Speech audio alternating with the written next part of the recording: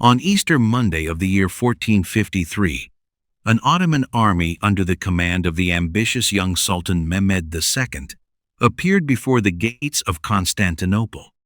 This army brought with it the most extensive siege artillery the world had seen up to that point, and in the coming months, it intended to make the seemingly invincible walls of the Byzantine capital crumble. Both the attackers and the defenders were firmly determined to fight to the very end. With the conquest of Constantinople, the Ottoman Empire consolidated its position as a great power in the Balkans and the Eastern Mediterranean, and finally ended the long history of the Roman Empire. The Eastern Roman Empire had, in the form of the Byzantine Empire, survived the so-called fall of Rome in 476 AD by almost 1,000 years. The conquest of Constantinople is one of the great turning points in history. Hardly any other siege has attracted so much attention, and hardly any other has produced so many books, essays, films, and videos as this one. In this video, we tell the story of the Ottoman conquest of Constantinople based on the findings of mainstream research. During the course of the 14th and early 15th centuries, the Ottoman Empire conquered the territories that had once formed the core of the Byzantine Empire, and then began to expand into the Balkans. In this process, the conquest of Constantinople played a special role. It had supposedly been predicted several times in the Hadith, a collection of reports about sayings, orders, and actions traditionally attributed to the Prophet Muhammad. Some Muslims even considered the conquest of the city to be the ultimate goal of Islam. Accordingly, several Ottoman rulers had already attempted to take Constantinople over time, including Murad II, the father of Mehmed II, who had unsuccessfully besieged the city in 1422. After this failure, the Sultan had concentrated on consolidating the Turkish conquests of the previous decades in order to create a better starting position for a future attempt. He was extremely successful because when he died in 1451, little remained of the once flourishing Byzantine Empire. A few cities, a handful of islands, the distant Morea, and Constantinople itself. The vast Ottoman Empire was inherited by his son, Mehmed II. However, many of the Ottoman subjects doubted that he was capable of ruling the Ottoman Empire. This was because he had already sat on the throne once before, namely when his father wanted to retire in 1444. At only 12 years old, Mehmed had not been able to rule the empire alone, and his father eventually had to return in 1446. When Mehmed ascended the throne again after his father's death in 1451, many Ottomans were therefore worried, and many Europeans were relieved. Mehmed was seen as an inexperienced youth and therefore not as a real threat. For that very reason, the Sultan needed a military success all the more in order to strengthen his position. He decided to reach for the much-praised Red Apple, as Constantinople was called. Many opposed this plan. For example, the Ottoman population that lived peacefully together with the Byzantines. The most important opponent of the plan, however, was the Ottoman Grand Vizier, Chandarli, Halil Pasha. Like many Ottomans, he maintained friendly and economic relations with the inhabitants of the city and had little interest in war with them. He had also been the one who asked Murad to return in 1446 and depose his son again. Accordingly, the Grand Vizier was a thorn in Mehmed's side, especially because he always urged caution and advocated peace. This even earned Halil Pasha the reputation of being a friend of the Christians and a traitor. But the Grand Vizier was a powerful man and a bad reputation alone could not harm him. After his accession to the throne, Mehmed began preparing the attack on Constantinople. In the spring of 1452, he had a fortress built on the European shore of the Bosporus, opposite a similar structure built by his father. This fortress was called Rumeli Hisari, which means something like cutter of the strait, or throat cutter. With it, he drove a thorn into the flesh of the Byzantine Empire. He not only violated Byzantine territory, but with the fortress, he also gained complete control over the strait. In addition, Mehmed sent an army into the Morea to plunder the lands of the Byzantine emperor's brothers, and thereby prevent them from rushing to Constantinople's aid. Mehmed stretched out his hand toward the red apple. Mehmed's opponent was the emperor of the Byzantine Empire, Constantine XI. This prudent ruler quickly recognized Mehmed's intentions. He sent letters and tribute to the Sultan in order to persuade him to accept a peaceful solution, and he built political pressure by having all Ottomans in Constantinople imprisoned and threatening to release Prince Orhan, a rival of Mehmed who had also laid claim to the throne of the Ottoman Empire. Orhan's release could, in the worst case, have triggered a civil war. But none of this impressed the Sultan. In response, he merely sent the heads of Constantine's envoys back to Constantinople. The message was clear. Mehmed had declared war on the Byzantine Empire. With wise foresight, Constantine had already asked his allies and the Pope for help in such a case. But the Greek Orthodox and Roman Catholic churches had been divided since the so-called Great Schism of 54, and Pope Nicholas V insisted that he could only authorize a crusade if Constantine implemented a controversial church union that had been negotiated in 1439. The Byzantines had no choice but to give in and allow the papal legate, Cardinal Isidore, to proclaim the union in Hagia Sophia despite great resistance. After this problem had been removed, Constantinople could finally hope for help from Western Europe. Isidore had already brought 200 men with him, and the Pope called upon the Catholics of Europe to rush to Constantinople's aid. In addition, Constantine promised great riches in return for military support. This prompted the city-states of northern Italy, especially Venice and Genoa, to send reinforcements. Isidore's mercenaries were regarded merely as the vanguard of an army that would march east to save Constantinople. The most valuable addition to the garrison was probably an experienced soldier of fortune from Genoa who sailed to Constantinople in 1453. His name was Giovanni Giustiniani Longo. He brought 700 experienced and well-armed mercenaries with him, and was to play a decisive role in the coming siege. Because he was familiar with the defense of city walls, Constantine appointed him commander of the landward defenses. In addition to Giustiniani's troops, the crews of the ships in the Golden Horn, altogether about 1,000 men, also joined the defenders. George Sfrances, a Byzantine politician and eyewitness, estimated the number of defenders at just under 7,000. According to him, about 2,000 foreigners and 4,973 able-bodied inhabitants who were well-equipped but not trained took part in the defense. Most modern historians assume that professional soldiers must be added to this number and estimate that a total of 7,000 to 9,000 men defended the city. Constantinople had once been the center of the medieval world.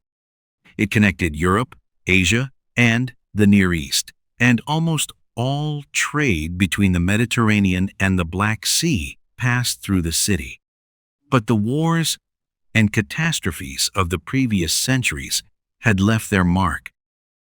In the 1340s, the plague had raged in Constantinople and killed almost half of its inhabitants. The political decline of the Byzantine Empire had led to an economic crisis that further depopulated the capital. According to the historian Klaus Peter Todd, by the middle of the 15th century, only about 50,000 to 75,000 people still lived there. Nevertheless, Constantinople was not an abandoned and crumbling city. On the contrary, its walls had successfully withstood the gnawing tooth of time and were repaired and strengthened again in the winter of 1453. In perfect complement to the protective water, an 11-meter-high wall with 220 towers stretched along the sea, and a mighty iron chain blocked access to the Golden Horn. This chain stretched from the city across the Horn to the Genoese colony of Pera, which, according to Jonathan Harris, a professor of Byzantine history, committed itself to neutrality toward the Ottomans, but nevertheless sent soldiers to help defend Constantinople. Some also claimed that the Venetians were simultaneously providing the Sultan with important information. All in all, Pera's attitude is difficult to interpret, and rumors can hardly be separated from facts. Be that as it may, what was most decisive for the course of the siege was that they did not give up control of the chain that blocked the Golden Horn, and that the Ottomans were also unable to seize it from them. While a simple wall was sufficient on the seaside, something more solid was needed on the land side, because an attack necessarily had to approach the city from there. This side was therefore protected by the 5.5-kilometer-long Theodosian Wall. It had already been built in the 5th century AD, and the inhabitants of the city had repeatedly repaired and improved it, so that for a long time it was considered the strongest fortification in the eastern Mediterranean. The Theodosian Wall was actually a complex defensive system. It consisted of a 7-meter-deep and 18-meter-wide moat, with a low wall directly at the inner edge. Behind it rose 2 walls. The outer wall was 8 meters high and had 90 towers.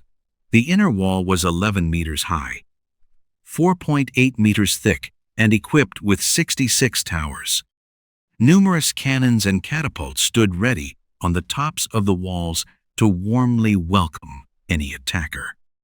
After his arrival, Giustiniani immediately ordered the walls to be optimized even further.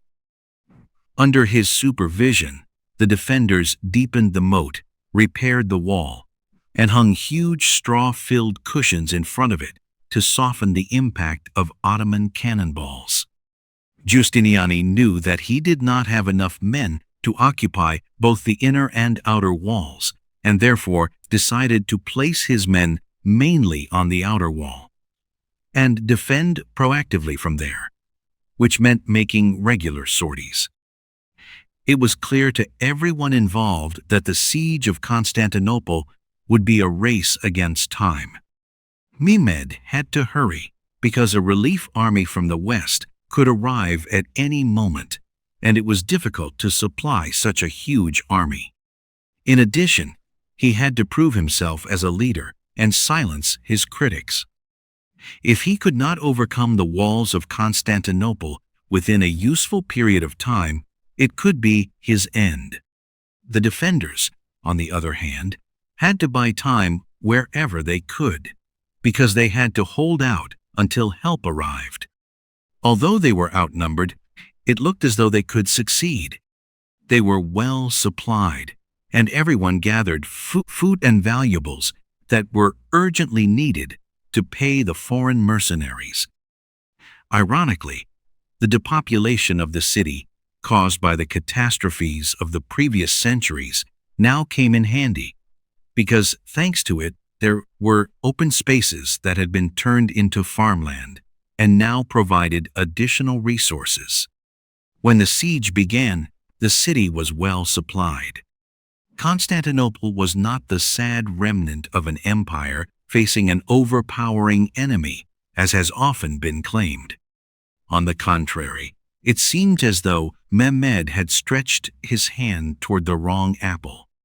The Sultan was certainly no fool and had no intention of picking this thorny fruit with his bare hands. He had spent the winter recruiting an impressive army. Christian eyewitnesses estimated it at a massive 400,000 men, but this is certainly exaggerated. Most modern estimates assume 60,000 to 150,000 men, which still means that they outnumbered the defenders by about 10 to 1. However, it was not the size of this military giant that stood out, but the extensive artillery that it brought with it. Mehmed had numerous huge bombards made in order to shoot the Theodosian wall to pieces. Particularly enormous were the guns from the foundry of a Christian named Orban. According to the historians Macios Philippides and Walter Honeck, one of Orban's masterpieces was probably the largest of his guns, a bombard called the Basilic. This monstrous machine could fire stone balls weighing more than half a ton and allegedly had a range of over 1 kilometer. The Basilic had the necessary force to destroy a solid wall, but it was so cumbersome that it could fire no more than a handful of balls per day. But when it was integrated into the deadly orchestra of about 70 Ottoman guns in total, that was hardly a disadvantage. In February 1453, the first Ottoman ships appeared before Constantinople and enclosed the city from the seaside. At the same time, in the distance, the war cries of the men of the governor of Rumelia could be heard. They formed the vanguard of the Ottoman army. They devastated the vineyards and orchards outside Constantinople and captured the few Byzantine towns that remained on the coasts of the Sea of Marmara and the Black Sea. Constantine did not simply accept this and sent out his ships to raid Ottoman villages on the coast of the Sea of Marmara. But the Ottomans could not be stopped, and soon the first troops of the empire appeared on the Asian shore of the Bosporus. While they crossed over, the troops from Rumelia were already streaming toward the Golden Horn.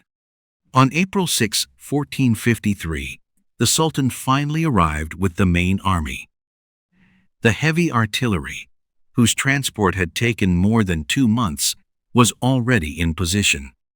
Mehmed set up his camp on a hill opposite the city wall, between the gate of St. Romanus and the gate of Carisius, at the so-called Mesotychon, which means middle of the wall. This place was particularly suitable for an attack because the Lycus Valley ran into the city there.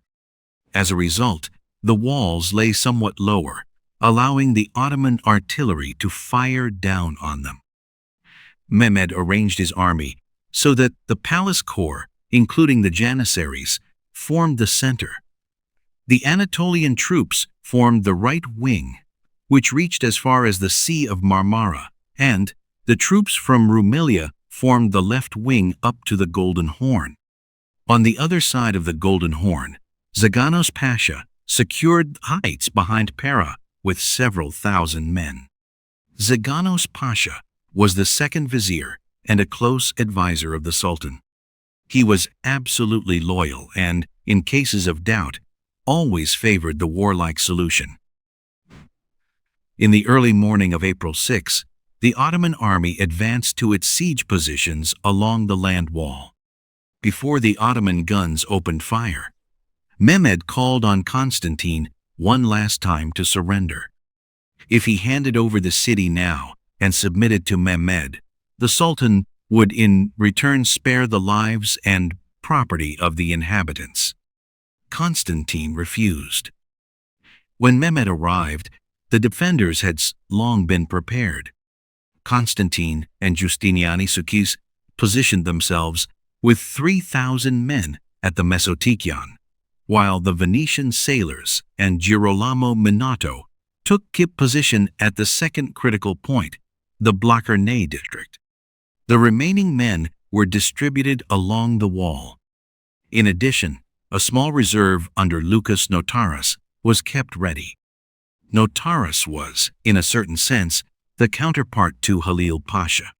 He was the chief minister of the Byzantine Empire and advocated a peaceful solution, which likewise earned him the reputation of being a traitor.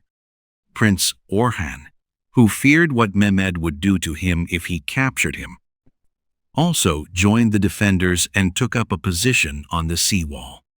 On April 7th, the smaller Ottoman guns opened fire.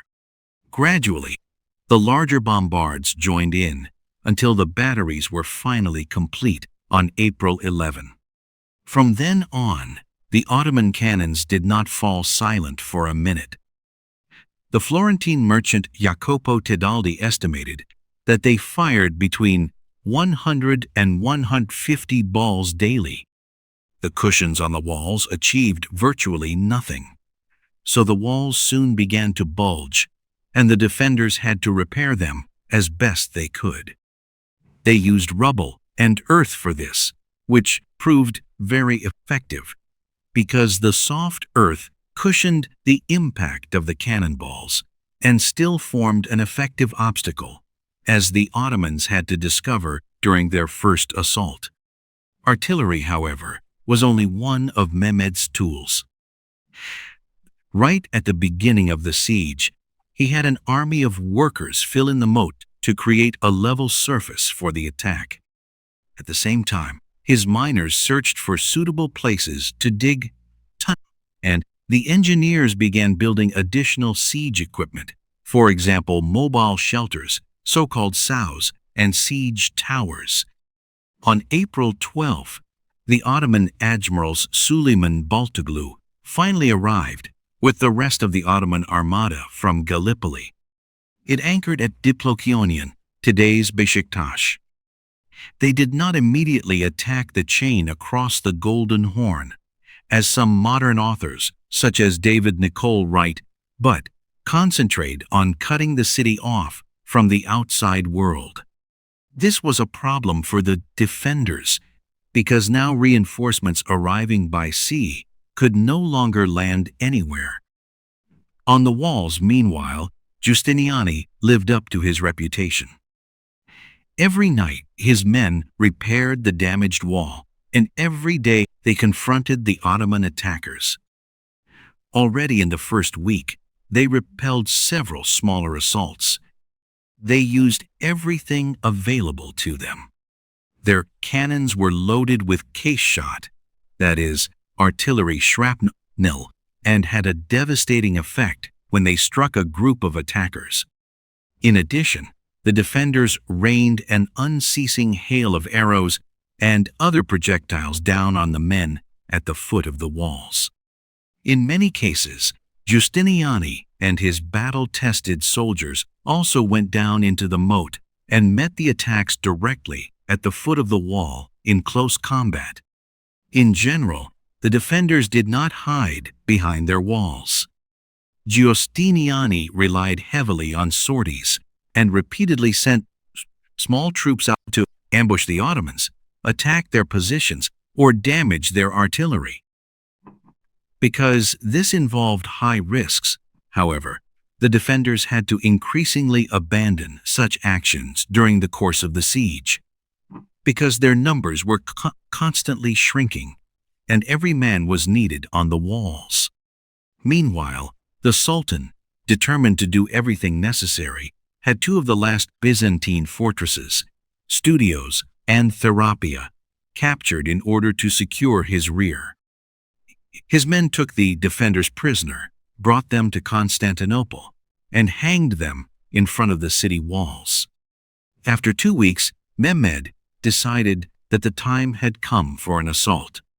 His advisors, above all Chandarli Halil Pasha, warned him to wait until the moat had been completely filled in, but the Sultan did not listen to them. He wanted his victory now. On April 18, the moment had come. Janissaries, part of the heavy infantry, and a detachment of archers advanced against the middle section of the wall. Giustiniani and his heavily armed soldiers from Genoa received them in the moat, while the local defenders guarded the walls. Because the moat was passable only at a very narrow point, the attackers could not use their numerical superiority and were thrown back again and again. After they had tried in vain for 4 hours to get past Giustiniani and his men, the Sultan broke off the attack. His men had suffered heavy losses, and Mehmed had not come a single step closer to his goal. On the contrary, the success strengthened the morale of the defenders. They were convinced that they could hold the walls until help arrived. But confidence alone does not fill a stomach. The granaries were not yet empty, but the reserves were shrinking from day to day, and the strength of the defenders, who were constantly on their feet to guard the kilometer-long walls, slowly declined. In addition, the constant fighting and bombardment reduced the number of defenders, so that those who remained had to work even harder. It was clear that Constantinople would not be able to hold out much longer without help and supplies. Just as fear threatened to overwhelm them, hope appeared on the horizon, quite literally. On April 20, the men on the walls spotted the sails of 4 ships. The small fleet, as soon became clear, consisted of 3 Genoese galleys and 1 Byzantine cargo ship. Cheers erupted in Constantinople, while curses could be heard from the other side of the Golden Horn. Mehmed knew that it could have catastrophic consequences if the defenders received supplies, and he ordered his admiral Baltoglu not to let the ships pass under any circumstances. The admiral knew that failure was not an option, and if he had not known it, the Sultan had said it clearly enough. The Ottoman fleet met the Genoese ships just as they were trying to round the tip of the peninsula. Their sailors set every sail they had to the wind. They hoped that the strong south wind would give them enough momentum to break through the blockade. But after they had successfully plowed through the Ottoman fleet for about an hour, the wind suddenly died down. Now a desperate close fight began. Baltoglu's men tried to board the robust Genoese galleys, but they had difficulty because the ships had much higher sides than their own vessels. Nevertheless, the Ottoman grip closed more and more tightly around the European ships.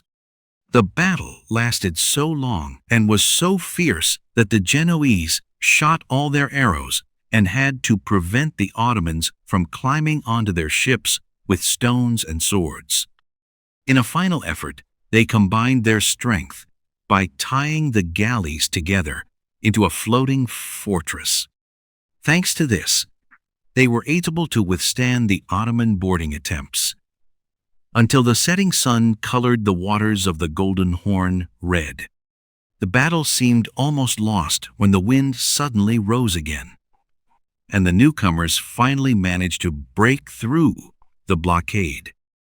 Amid the cheers of the defenders, they entered the harbor. They brought urgently needed reinforcements and fresh food. Mehmed raged with anger. He immediately dismissed Baltoglu from his post as admiral and had him whipped and dispossessed. Just as he had feared, this seemingly small defeat seriously damaged the morale of his soldiers. The bad mood was further intensified by rumors that John Hunyadi, the regent of Hungary, had crossed the Danube with an army and that a Venetian fleet had already set sail to come to Constantinople's aid. All of this worried Mehmed, and even more so his men. The pressure on the young sultan grew with each passing day, and his critics became louder and louder. But Mehmed was not yet at the end of his wisdom.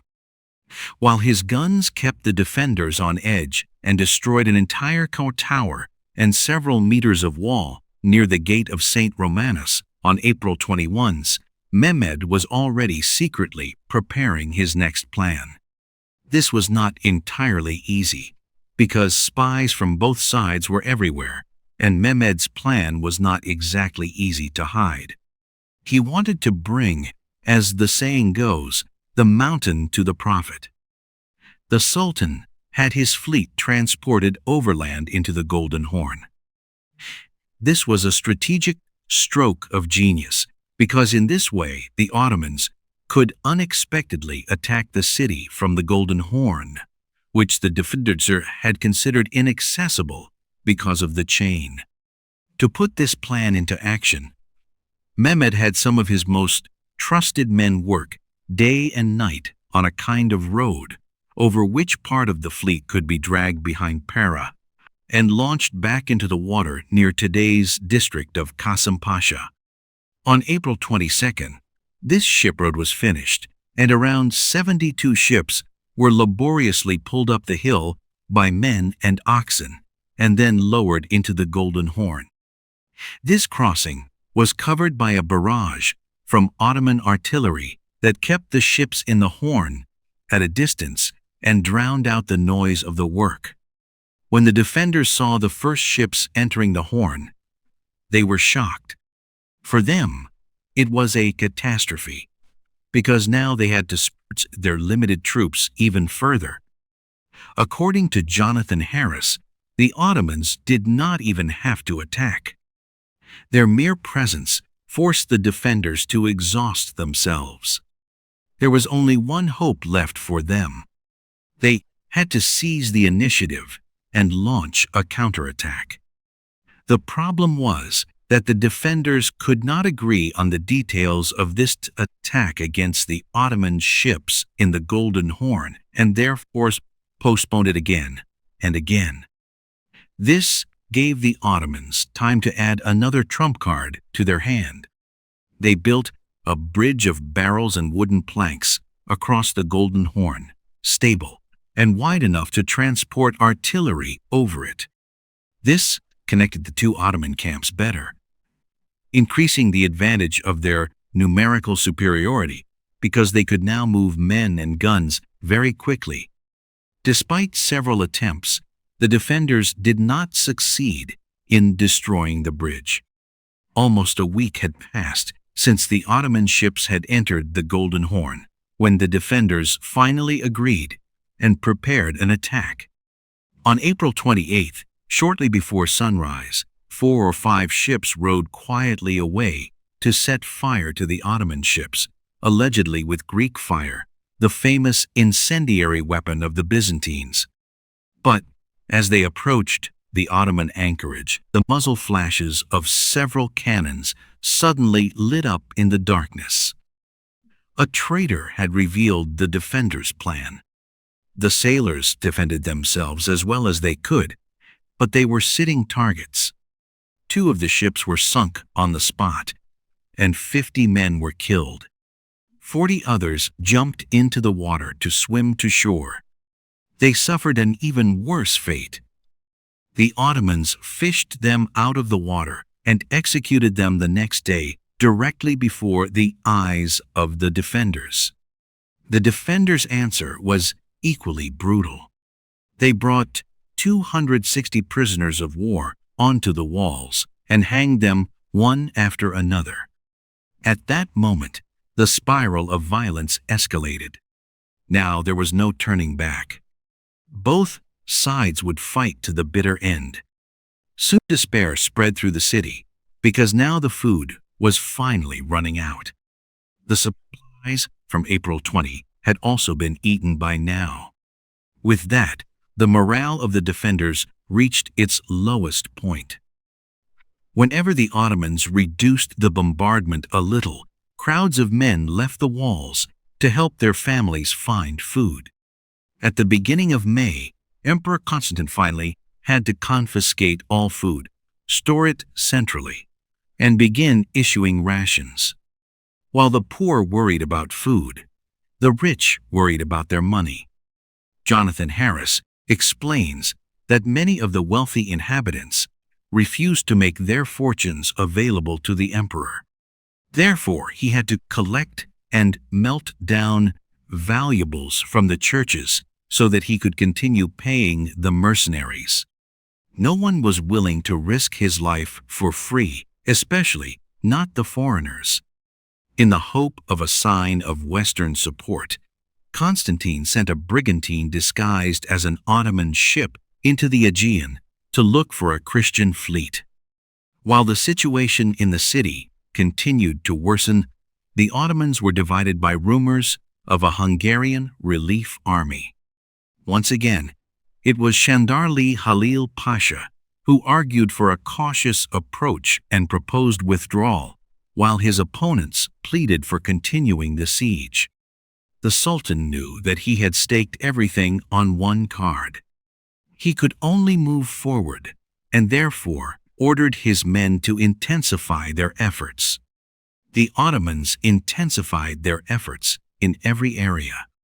Their workers continued filling in the moat, their miners dug as quickly as possible, and their cannons thundered without pause.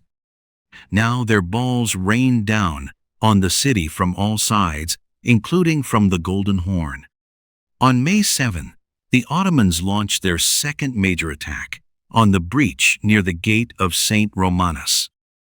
The defenders bravely opposed them and pushed them back after a bloody fight. But only 5 days later, the next attack followed. This time, the Ottomans attacked the Blachernae district at midnight. In this most promising advance so far, they fought their way forward with determination, so that the defenders could only stop them with the greatest effort. These continuous attacks demanded an incredible amount from the men on the walls. They could just barely hold out, but soon had to be reinforced by additional Venetian sailors. While all assaults failed for the time being, the Ottoman miners made good progress. When it came to making a breach, a mine was usually the most promising method, and the Ottomans had very capable miners from the silver mines of Serbia, where they had gained years of experience digging tunnels. Fortunately, the defenders had a man who was just as capable as the Serbian miners, a German soldier and engineer named Johannes Grant, who was very familiar with mine warfare. He took care of the Ottoman mines. His methods were quite simple but very effective. He had his men listen for digging noises and set up vessels filled with water to detect vibrations. When he located an enemy tunnel, his men dug a countermine to the enemy tunnel in order to flood or smoke it out. Johannes and his men had their hands full keeping pace with the Ottoman miners, and several times they only just managed to prevent a catastrophe. However, when they discovered another Ottoman tunnel on May 23, they succeeded in capturing the Serbian miners inside it. Under torture, they revealed the locations of additional tunnels over the following days. In total, Johannes and his men neutralized at least 7 large mines. At the same time, the Ottoman fleet also began to increase pressure. On May 16, 17, and 21, it attacked the chain across the Golden Horn. The defenders were able to repel all 3 attacks, but they realized that they now had to actively guard this point as well. On the land side too, the attackers gave them no breathing space. They built several siege towers, from which they wanted to fire on the walls and force the defenders to take cover, so that their workers could fill in the moat undisturbed. According to Philippides and Hanok, one of these cumbersome giants near the Pagay Gate was destroyed during a sortie by the defenders on May 18. After a fierce fight, a small group managed to approach it and set it on fire with a torch. The same fate befell additional siege towers in the following days. On May 23, the Byzantine returned with bad news. No help was in sight. Now despair spread among the tired defenders. The constant fighting, working, and starving, combined with the bad news, caused their morale to crumble.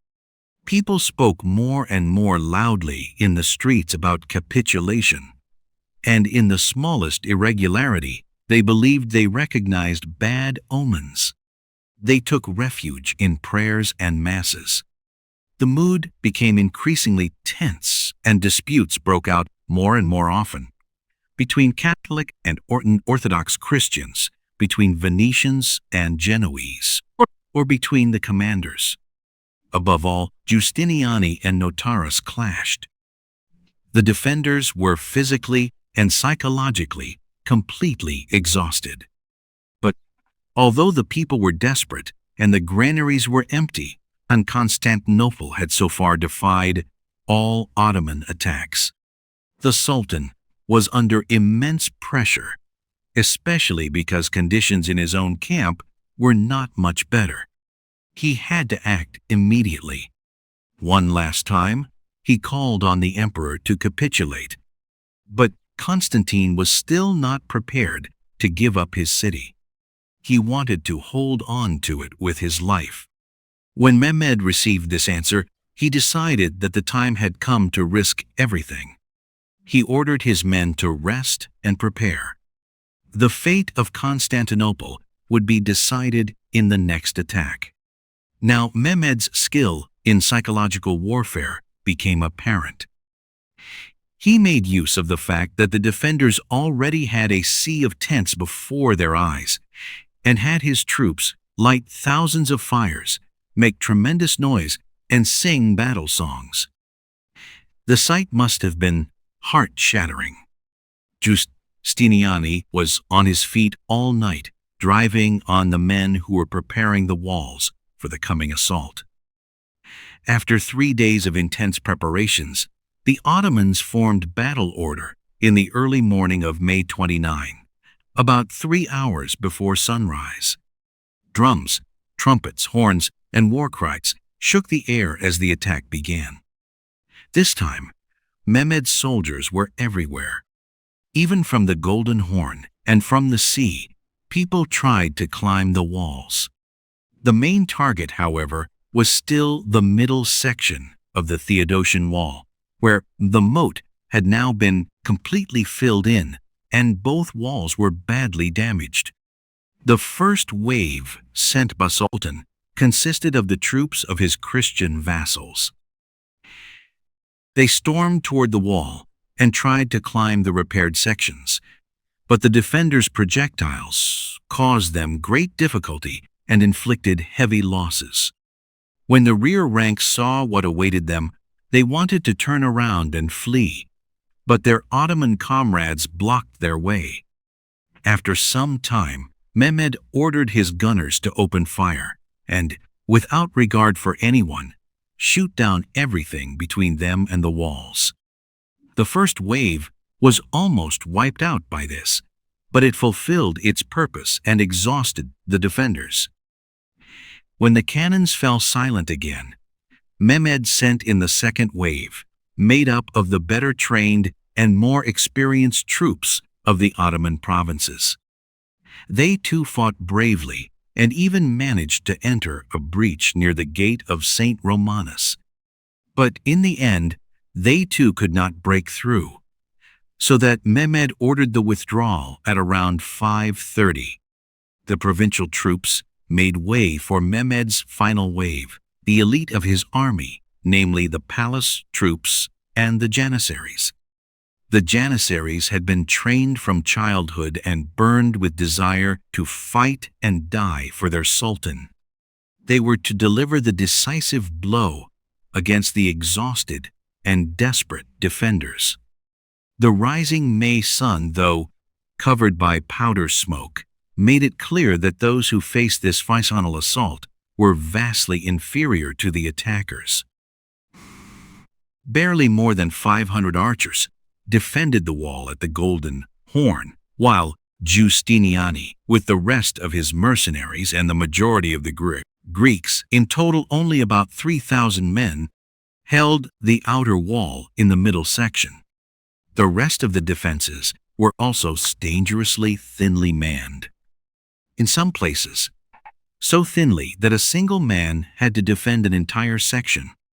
As the third wave of attack broke over Constantinople, the defenders desperately braced themselves against it. The Sultan stormed toward the city at the head of his troops, but cautiously withdrew at the moat.